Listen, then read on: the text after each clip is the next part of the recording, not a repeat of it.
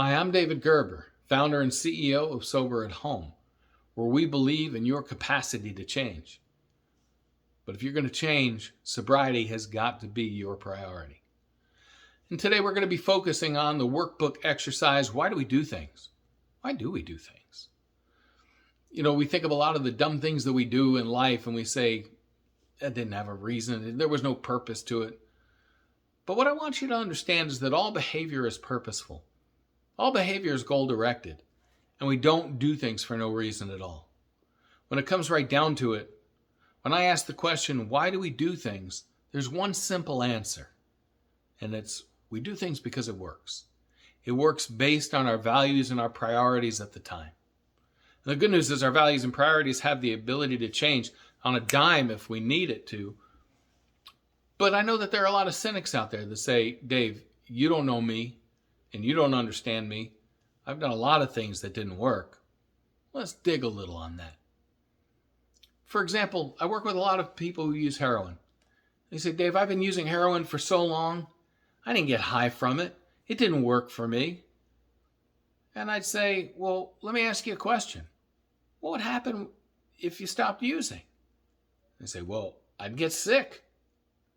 I say, that's interesting. So your heroin use did work for you because by using heroin, even though you didn't get high, it kept you from getting sick.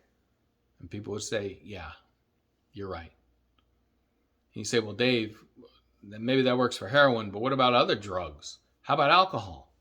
I work with a lot of people who have problems with alcohol. They say, Dave, you don't know me. You don't understand me. I didn't drink because I liked it. I didn't drink to get drunk. I'd get up at 2 o'clock in the morning and I need a drink just to go back to sleep. It didn't work for me. I say, well, what would happen if you didn't drink at 2 o'clock in the morning? I say, I couldn't sleep. I'd probably go into the DTs. I say, so you're drinking even though you didn't get drunk. It worked for you. Why do we do things? Because it works. You're in this program, hopefully because you've come to recognize that what worked for you yesterday no longer works for you today.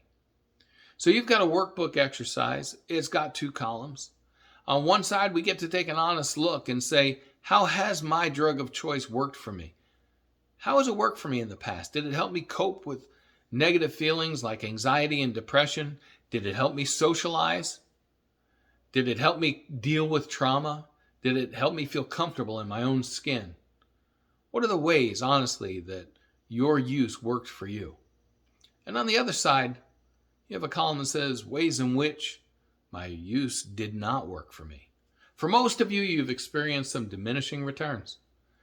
That while it may have worked for you back then, as your use continued, you started to experience consequences. And as your use continued, the consequences continued to mount.